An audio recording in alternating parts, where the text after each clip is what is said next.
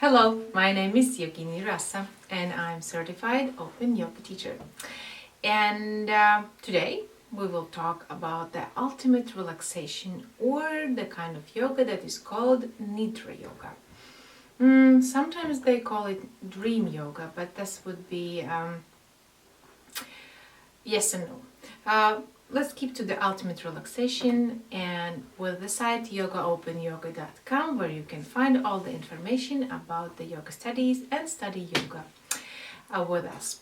So we spend some time for sleep, every one of us, and sometimes people say that yogis sleep very little or almost none.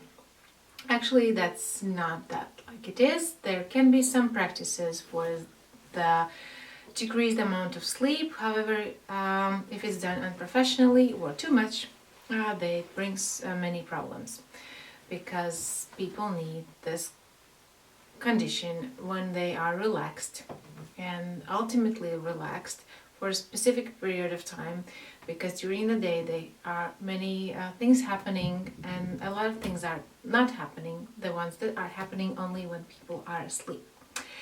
Thereby, what we learn in the Nidra yoga, we learn to sleep. Actually, in sleep we differentiate two conditions: when we are asleep but without dreams, and when there are dreams. And there is this transitional period when we are not awake and when we are still aware that we are asleep. It is very interesting kind of yoga, and the question comes, can you manage the process of sleep?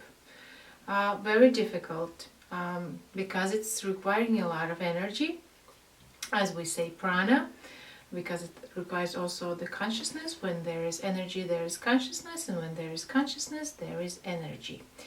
How do we get this energy? Was the basic kinds of yoga.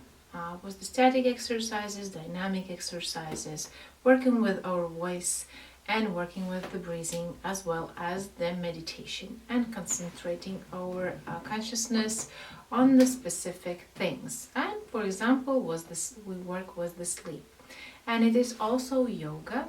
All the life processes can be turned into yoga, and sleep among them. It is very safe kind of yoga, however very difficult one, because it's difficult to be aware that you are in a sleeping condition.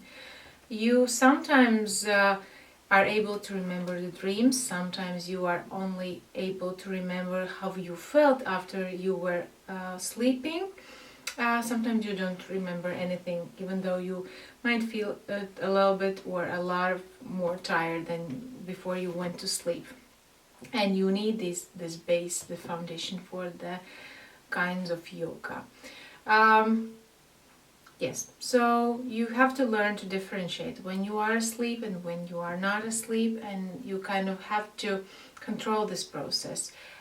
Working with the energy and prana that you learn to have in the different kinds of yoga. If you learn to find the state of the ultimate relaxation, you are the champion, because it is a great kind of injection against the stress we have in our everyday life routine.